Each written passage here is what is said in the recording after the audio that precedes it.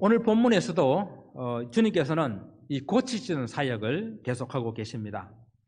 베드로의 장모를 고치시는 사역과 또 소문을 듣고 모여든 수많은 사람들을 고치시는 그런 사건 속에서 주님의 제자의 길, 주님의 제자가 어떠한 길을 걸어가야 하는지 그에 대한 말씀을 오늘 해주시고 계십니다.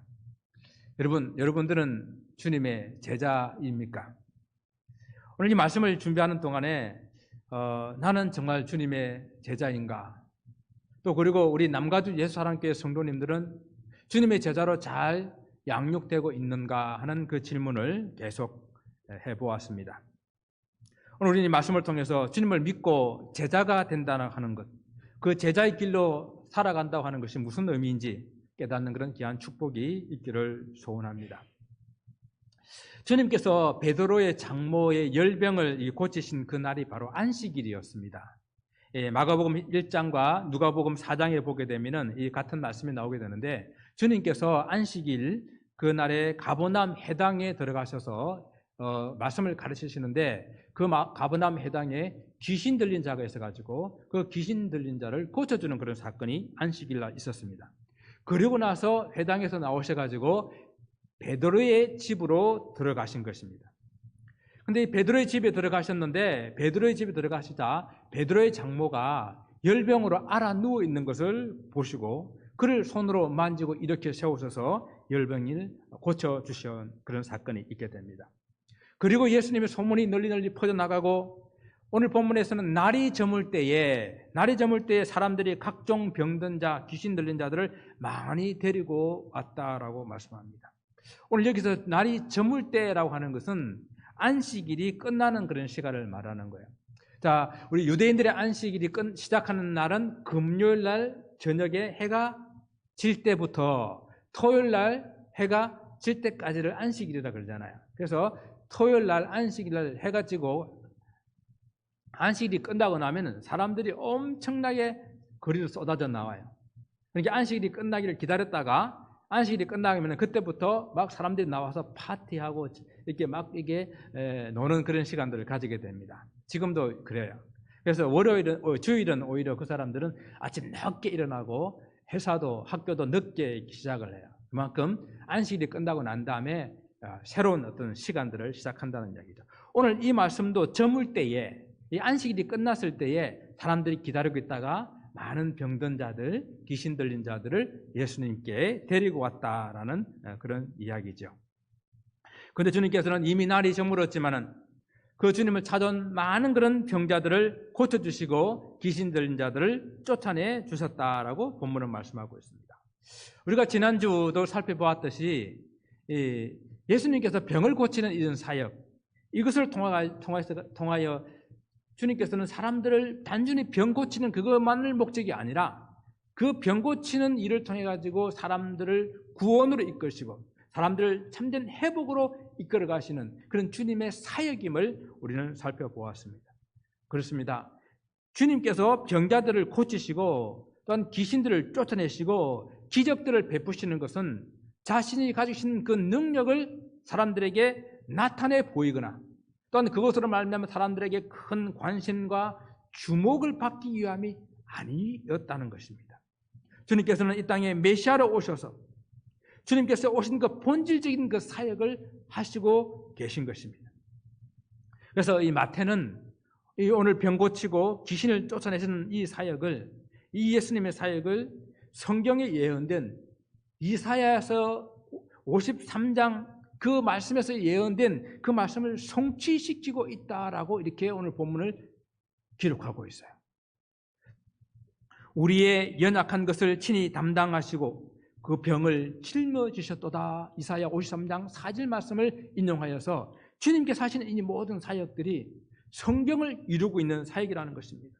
하나님의 아들 예수께서 고난의 종 인간의 아들로 인자로 이 땅에 오셔서 백성들의 질병과 그리고 그 죄를 자기에게 전가시키고 있다는 이야기입니다. 전가시킨다는 이야기는 사람들의 그런 질병과 사람들의 그 연약함을 예수님께서 다 옮겨가시는, 그래서 다 당신이 짊어지시는 그 일을 하시기 위해서 나병 환자들에게 손을 대서 고쳐주시고, 그리고 눈먼 자에게 눈을 만지셔서 고쳐주시고, 열병 환자의 그 손을 잡아 일으키시면서 고쳐주시고, 각종 귀신 들린 자들의 그 귀신을 쫓아내시는 그런 사역을 하셨다라는 것입니다. 그래서 이사야는 일찍이 이 주님의 이 사역이 바로 메시아로서 이 땅에 오셔서 하실 그런 사역이심을 예언하고 있다는 것입니다. 그래서 바로 우리의 허물 때문에 예수님께서 찔리신 거예요. 바로 우리의 죄악 때문에 예수님께서 몸이 상하신 것입니다. 바로 그래서 예수님께서 징계를 받으심으로 우리가 평화를 누리고, 예수님께서 채찍에 맞으심으로 우리가 나음을 입었다라는 이 고백을 하고 있는 것입니다. 그러므로 주님께서 가시는 그 길은 사람들의 모든 약함과 그리고 죄악을 그 대신 그 어깨에 짊어지시고, 그 갈보리 언덕 그 십자가에서 이 모든 일들을 해결하시기 위해서 걸어가신 바로 구원의 길이었다라는 것입니다. 주님께서 이런 구원의 길을 걸어가시기 때문에 주님의 제자들도 걸어가는 그 길이 바로 주님의 그 발자취를 함께 따라가는 그런 길이었죠. 물론 성경에서는 제자들이 여러 가지 연약한 모습들이 보여요. 인간적인 모습들, 아직도 부족한 모습들. 그럼에도 불구하고 아직까지는 완전하지는 않지만은 그 주님께서 가시는 그 길을, 그 주님의 그 사역에 함께 동참하면서 가고 있는 이 제자들의 길입니다. 예수님께서 수많은 사람들이 모여들어서 그 병자들을 고치고 또 귀신을 쫓아내고 하시는 그런 사역들을 하셨다고 한다면은, 그것 때문에 예수님이 쉬지 못했다고 한다면은 역시 제자들도 함께 쉬지 못하고 그 사역에 동참하고 그 길을 가고 있는 것입니다. 근데 오늘 본문에서 베드로의 장모의 열병을 고치는 이 사건에서 좀 특이한 장면이 있어요. 다른 환자들의 같은 경우에는 환자들이 나와서 주님 앞에 고쳐달라고 간구를 한다든지, 아니면 그 환자의 부모나 그 환자의 어떤 그 아는 친척이나 친구나 누군가가 그 환자를 이렇게 데리고 나오는 그런 일들이 있잖아요. 그런데 오늘은 이 본문에는 그런 말씀이 없어요. 혹시 여러분, 베드로가 이 주님의 사역을 하고 있을 때에 자기 장모가 이 병이 들었다는 것을 알았을까요?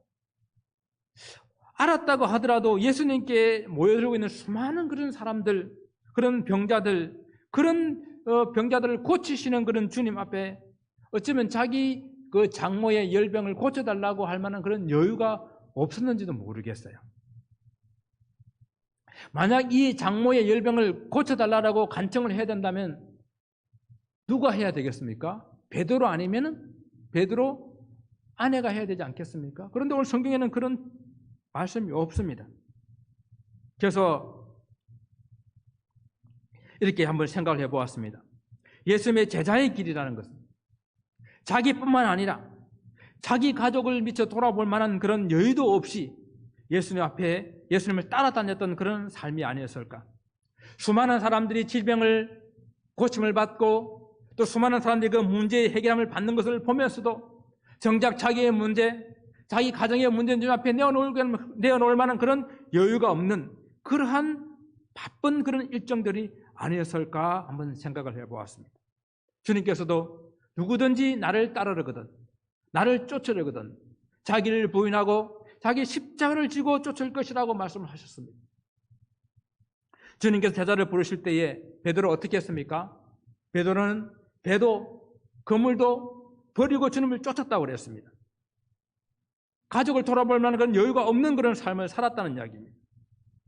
주님께서 이런 제자들의 삶을 아시고 그 마음을 헤아려 주시기 위해서 오늘 그런 바쁜 일정 가운데서 주님께서는 일부러 베드로의 집을 들리시고 제자들이 그 주님을 따른다라고 소홀히 하고 돌아보지 못한 그 가정을 챙겨주시는 그런 모습이 아닐까 오늘 본문을 생각을 해보았습니다. 그래서 요청하지는 사람도 없었는데 주님께서는 베드로의 집을 들리시고 베드로의 장모 열병을 고쳐주신 것으로 오늘 한번 이해해 볼 수가 있겠습니다. 여러분, 이 제자의 길이 무엇인가 이 묵상을 하면서 오늘 이 본문의 말씀은 한편으로는 큰 위로가 되는 그런 말씀이었어요. 베드로의 장모의 열병이 떠나자마자 베드로의 장모가 무엇을 했다고 성경은 기록하고 있습니까? 예수님께 수종들었다 그랬습니다. 예수님께 수종들었다는 것은 예수님을 복양하고 예수님을 섬기고 그렇게 했다는 이야기거든요. 베드로의 장모는 열병이 떠나자마자 왜 예수님을 수종을 들었을까? 또 마태는 이 복음서를 기록하면서 왜 이 베드로의 장모가 열병이 낫자마자 예수님께 수종들었다고 하는 이 부분을 강조하여 이 부분을 기록해 놓았을까? 한번 묵상을 해보았습니다. 이는 상상력이고 또 이럴 수 있겠다라는 생각을 한번 해본 거예요. 베드로가 예수님의 제자 길을 갈 때에 누가 가장 힘들어하고 그 길을 반대했을까? 저는 베드로의 장모가 아니었을까 생각해 봤어요.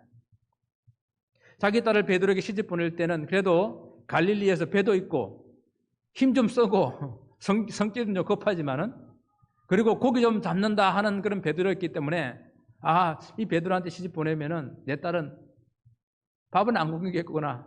좀 이렇게 그런 마음으로 베드로한테 시집을 보냈을 것 같아요.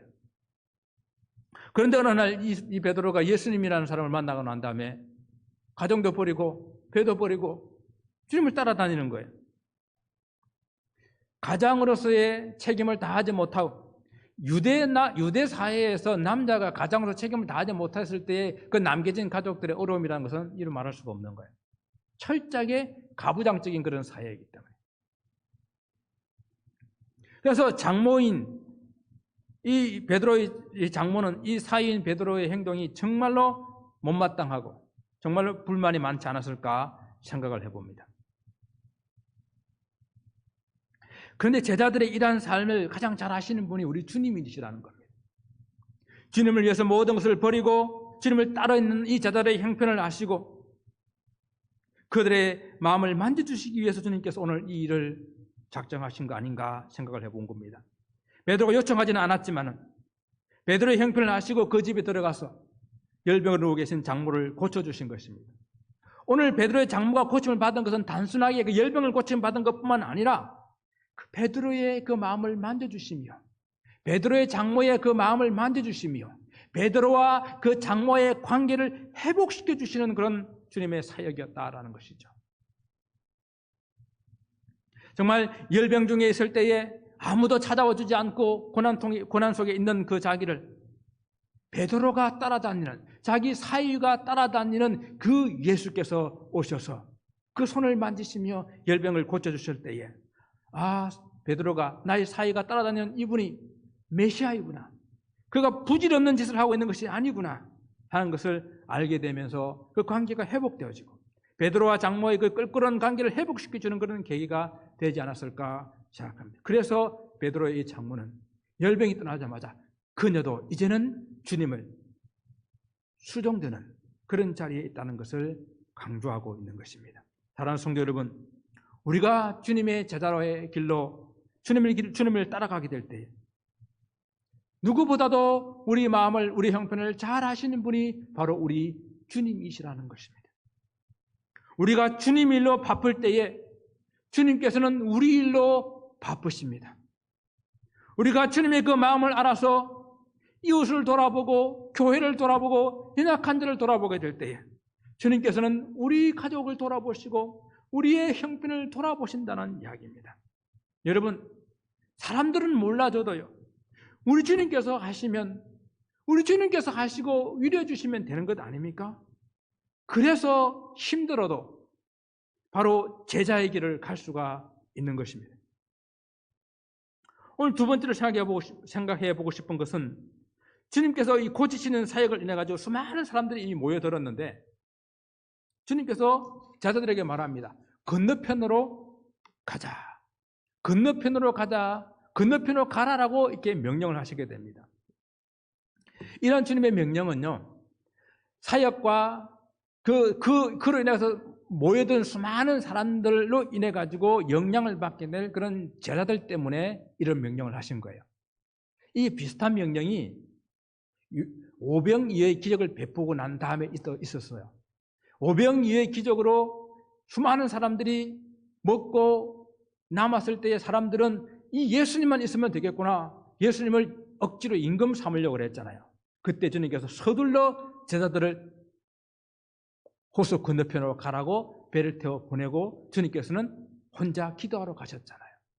바로 무엇입니까? 주님의 제자가 되는 길은 수많은 사람들의 관심과 존경과 부러움을 받는 것이 아니라는 거예요. 오병이의 기적으로 우쭐거리며 교만해질 수 있는 그런 제자들을 그 자리에서 떠나게 하신 것입니다. 수많은 병자들과 귀신들을 쫓아내면서 모여드는 그런 사람들 때문에 다시 그들먹거릴 수 있는 그런 제자들의 교만한 그 마음을, 교만한 그 자리를 떠나서 건너편으로 가라고 명령하시는 거예요. 여러분, 제자의 길이라고 하는 것은 사람들에게 존경받고 인정받고 높임을 받는 자리가 아니라 철저하게 자기 자신을 부인하고 자기 십자가를 지고 주님의 그 발자취를 따라가는 바로 이것이 제자의 길이라는 것입니다. 그런데 이런 주님의 제자의 길을 알지 못한 한 사람이 나도 주님의 길을 가겠습니다라고 요청을 하고 있는 사건이 생깁니다. 이것이 오늘 한 서기관이 나와서 예수님께 요청한 겁니다. 선생님이여, 어디로 가든지 저는 주님을 따르겠습니다. 여러분, 서기관이 어떤 사람입니까? 서기관이는 율법을 연구하고 또 율법을 백성들에게 가르치고 또 글을 모르는 사람들에게도 글을 가르치고 또 율법을 기록하는 정말 율법에 대해서 전문가예요. 대부분 이런 사람들은 높은 그런 관료직을 가지고 있었고 그리고 종교적으로는 이런 사람들은 율법을 철저하게 지키는 바리새파 사람들이었습니다.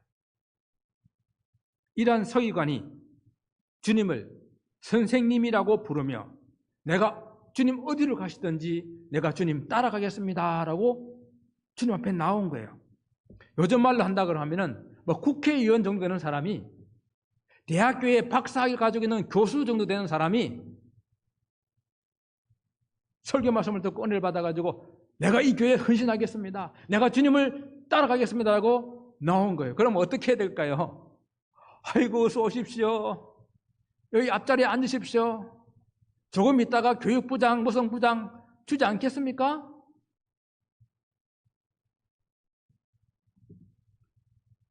그러나 주님께서는 어떤 반응을 보였습니까? 전혀 다른 반응을 보이셨습니다. 여우도 굴이 있고 공중에 새도 거처가 있으되 인자는 머리 둘 곳이 없다. 여러분, 세상에 있는 모든 민물도 돌아갈 처소가 있습니다. 낮에 떠돌아다니는 그런 짐승들도 전깃줄에 앉아있는 참새도 해가 지게 되게 되면 자기 보금자리로 자기 둥지로 돌아갑니다.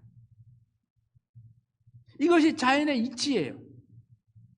주님께서는 정말 머리 둘 곳 하나도 없이 정처 없이 떠돌아다니고 계시는 그런 모습, 이런 자연의 위치만지도 못하는 철저하게 사람의 아들 인자가 되어 올 땅에 오셔서 머리 둘 곳자도 없는 그러한 모습으로 살아가신 주님의 삶입니다.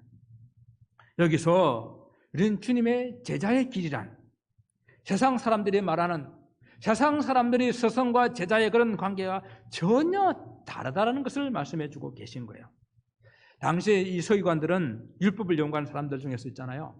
좀 실력이 탁월하고 영성 있는 그런 사람들, 그런 훌륭한 랍비들 밑에 문화생활을 들어가게 되게 되면 자기도 출세의 길이 열리는 거예요. 그래서 예수님께서 이 율법을 해석하고 능력을 베풀고 기적을 베푸는 것 보고 주님을 따라가면 그런 길이 열릴 것이라고 생각했는지 모르겠어요. 물론 서기관이 어떤 목적으로 주님을 따르려고 했는지는 우리는 알 수가 없어요. 그러나 우리 주님께서 우리 인생의 모든 생각을 아시잖아요. 그 마음을 꿰뚫어 보시잖아요. 그 주님께서 대답하신 이 말씀을 보게 되면 분명히 좋은 의도는 아니었던 것을 우리는 짐작할 수가 있어요. 예수님을 선택하고 따르기로 작정한 것이 자기 개인의 목적, 자기 개인의 이익, 자기 개인의 기대에 맞는다고 생각했기 때문에 따르려고 했던 것입니다. 만약 이런 생각을 가졌다고 한다면 주님의 제자가 될 수 없다라고 오늘 주님께서 말씀하신 거예요. 주님께서 당신 자신을 인자라고 부르시면서 주님께서 가시는 그 길은 다른 랍비들이나 다른 선생들이 가는 그 길과 다르다라는 것입니다. 이러면 철저하게 당신을 버리시고 낮아지는 종의 모습이었습니다. 인자가 온 것은 자기를 버리고 많은 사람을 위해서 대속물로 내어주고 인자는 철저하게 종과 같이 섬기기 위해서 이 땅에 오셨다라고 말씀하셨습니다. 이런 주님을 스승으로, 이런 주님을 주인으로 따르는 그런 제자의 길 또한 자기를 낮추고 자기를 버리고 종과 같이 섬기는 그런 모습이어야 한다는 것입니다. 그래서 주님께서 서기관에게 말하는 거예요. 만일 나를 따라오려면은 머리 뜯고조차 없는 정처 없이 떠돌아다녀야 할 것인데 네가 기대했던 거는 전혀 다른 길인데 그래도 나를 따르겠느냐 하고 물어보시는 것입니다. 주님의 제자의 길은요, 우리 믿음의 연수가 길어지면 길어질수록 우리는 더 낮아져야 되는 거예요. 우리 영성이 깊어지면 깊어질수록 더욱더 우리는 겸손해야 되는 것입니다. 우리 직분이 중하고 높아지면 높아질수록 더욱더 우리는 섬기는 그 자리에 들어가야 바로 그것이 주님의 제자의 길인 것입니다. 그러고 있잖아요. 주님의 제자가 되는 길은 내가 좋아가지고 내가 선택해가지고 내가 결정하는 것이 아니에요. 주님의 제자의 길은 주님께서 선택하시고 주님께서 불러주셔야만 제자가 되는 거예요. 이것은 당시의 서기관들이 알고 있는 제자와는 전혀 다른 것이었습니다. 제자가 어떤 실력이 있거나 어떤 높은 신분이거나 어떤 재산을 가지고 있거나 그런 전혀 상관이 없습니다. 주님께서 선택하시고 주님께서 불러주시면 바로 주님의 제자가 되는 것입니다. 전적으로 주님의 손에 달려 있습니다. 단지 우리는 주님께서 우리를 택하여 주시고 우리를 제자로 불러주심에 감사하였습니다. 그 명령에 순종하며 사는 것입니다. 여전히 부족하지만 아직도 부족하지만 말씀과 기도와 그런 훈련을 받으면서 점점 주님께서 원하시는 그런 제자의 모습으로 점점 닮아가고 점점 자라가고 성숙해져 나가는 것입니다. 제자는 애초에 그 자신이 제자가 될 만한 그런 자격이 없었기에 주님이 선택해 주시고 불러주셔서 제자가 된 후에는 그저 감사하며 주님의 그 길을 따라갈 뿐입니다. 그래서 여우나 공중에 나는 참새도 있는 그 보금자리도 주님을 따르는 제자들에게는 허락되지 않는 그러한 길이라. 이것이 주님의 제자의 길이라 말씀하십니다. 제자 중에 또 한 사람이 주님께 나와서 요청합니다. 주여, 내가 먼저 가서 내 아버지를 장사하게 허락하옵소서. 물론 여기 나오는 제자는 12제자는 아니에요. 무리와는 구별되는 또 많은 주님의 제자들이 주님을 따라다녔습니다.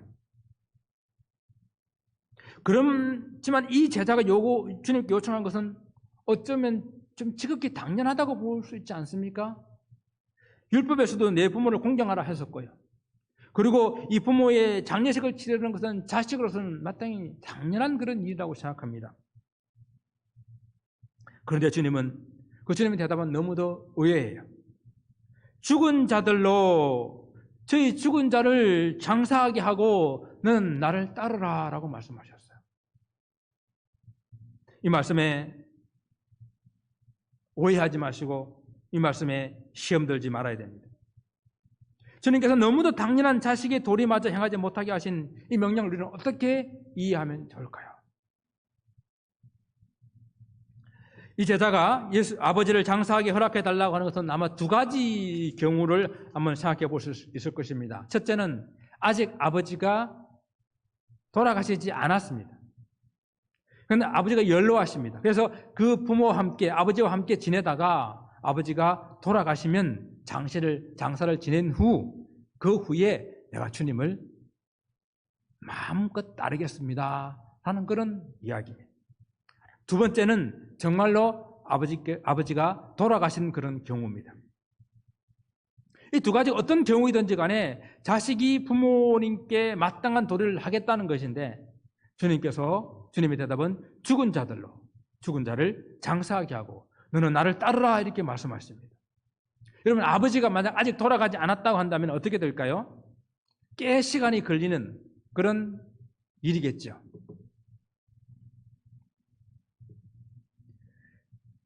유대인들은 부모님이 돌아가시면 장례를 치르는데 만약 돌아가신 것이 만약 두 번째 경우에 돌아가셨다라고 이렇게 가정을 했을 때에도 이거는 좀 시간이 걸리는 그런 장례의 습관을 유대인들은 가지고 있습니다.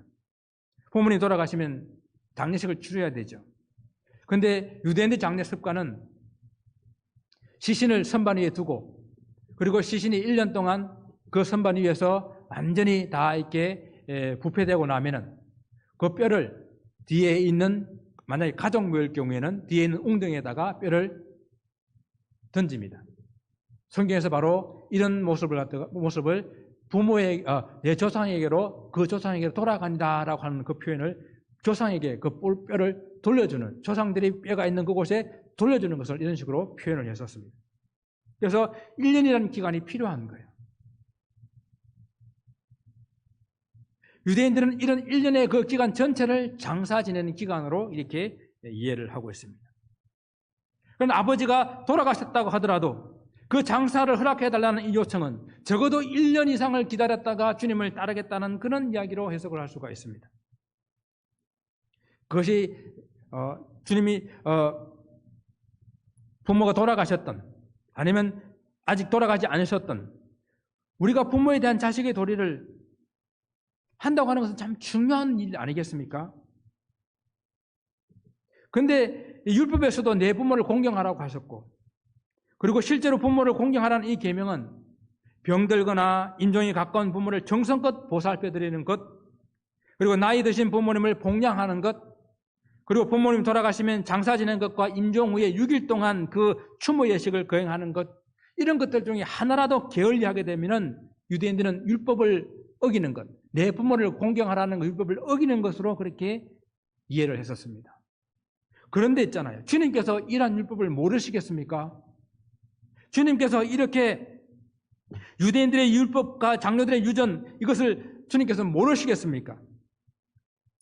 주님께서 이런 규정을 모르실 리 없지만은 또 이것이 중요하지 않다라고 생각하지 않지만은 그러나 주님께서는 죽은 자로 장례하고 너는 나를 따르라고 이렇게 말씀하시면 그 의미가 어디에 있겠습니까?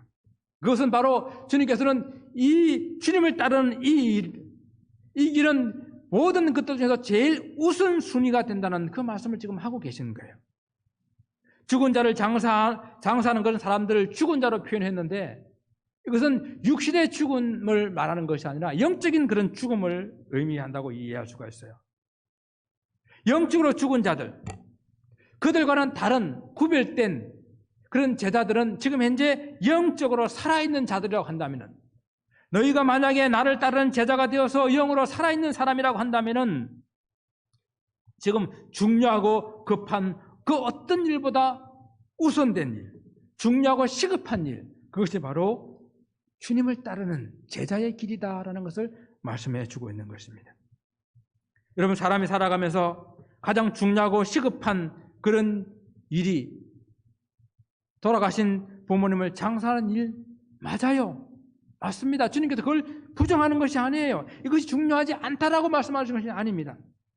우리가 이렇게 중요하다고 생각하는 그 일보다 더욱더 중요하고 시급하고 긴급한 일이 주님을 따라가는 주님의 제자의 길, 주님을 따르는 이 길이라는 것을 말씀해 주고 있어요.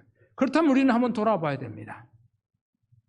우리는 신앙생활을 하면서 부모님을 장례하는, 주님을 장례를 치르는 이것보다 더욱더 중요하지 않는 수많은 그런 일들 때문에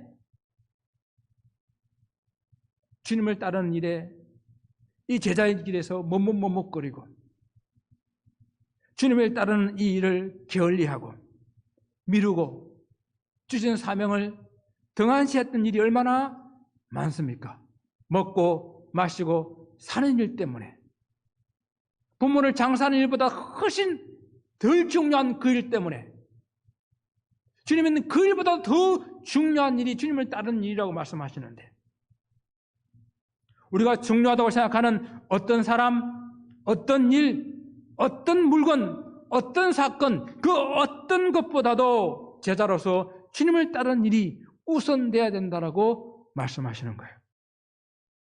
사랑하는 성도 여러분, 우리는 오늘 우리 스스로 우리는 진정 주님의 제자인지 다시 한번 물어보아야 합니다. 제자는 제자의 길이 있는 겁니다. 제자의 길은 세상 사람들이 기대하는 것과는 다른 길이에요. 만약 사람들이 기대하는 그 길과 제자로 살아가는 그 길이 같았다고 한다면, 서로에게 서로 잘 맞았다고 한다면 오늘날 얼마나 많은 사람들이 기쁘고 즐겁게 이 주님의 길을 따라가겠어요. 그런데 그렇지 않아요. 주님께서는 이 길이 좁은 길이요 좁은 문이라 하셨고, 그리고 이 길은 자기 십자가를 지고 따르는 길이라 하셨습니다. 그래서 많은 사람들이 이 길을 가지 않고 이 길을 따르는 사람이 적다라고 말씀하셨잖아요. 사람들에게 존경받고 인정받고 명예와 출세를 보장받는 길이 아닙니다. 낮아지고 고난받는 종으로 섬기는 길이 바로 주님의 제자의 길입니다. 주님의 제자로 주님을 따르는 길은 우리가 가장 중요하다고 생각하는 그 일보다 더욱더 중요하고 우선순위가 되어야 되는 길입니다.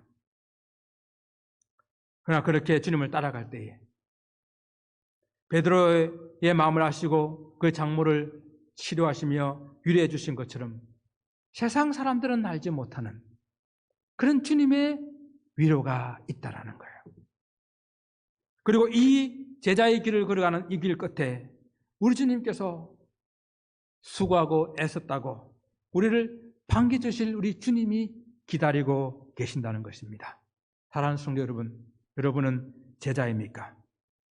주님을 따르면서 내 기대, 내 필요, 내 목적, 내 생각을 내려놓고 주님께서 가신 그 길을 쫓아간, 주님께서 주신 그 사명을 이루는 제자의 길로 주님을 따라가는 그런 귀한 주의 성도들이 되시기를 주님 이름으로 축원을 드립니다. 기도하겠습니다.